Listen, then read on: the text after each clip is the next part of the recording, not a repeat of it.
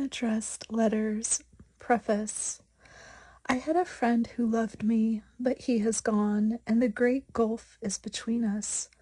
After his death, I received a packet of manuscript with these few words. What I have written may appeal to you because of our friendship, and because when you come to read them, you will seek to grasp in these apparent confidences an inner meaning that to the end will elude you.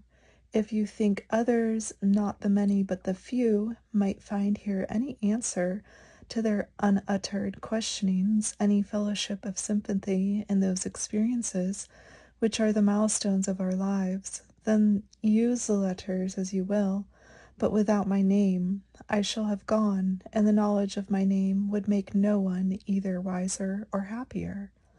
In the packet I found these letters. I cannot tell whether there is any special order in which they should be read. There was nothing to guide me on that point.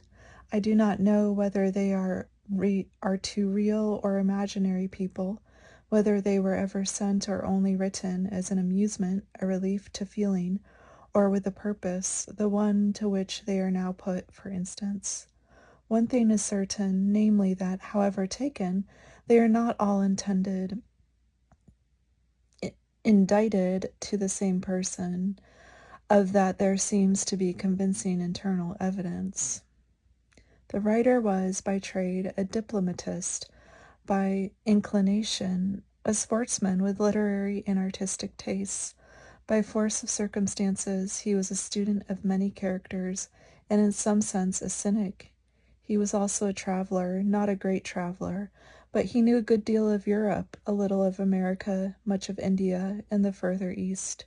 He spent some time in this neighborhood, and was much interested in the country and its people.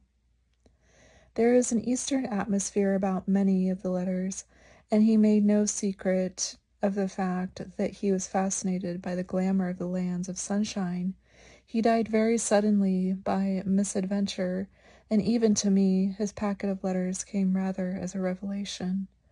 Before determining to publish the letters, I showed them to a friend on whose opinion I knew the writer had set store. He said, "The critic will declare there is too much scenery, too much sentiment.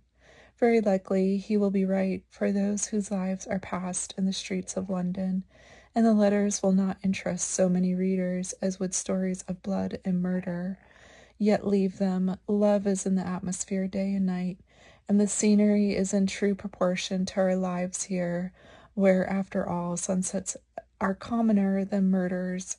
Therefore, I have left them as they came to me, only using my discretion to omit some of the letters altogether." February 12th, 1898.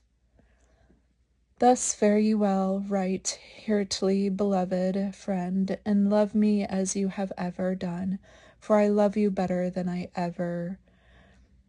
died.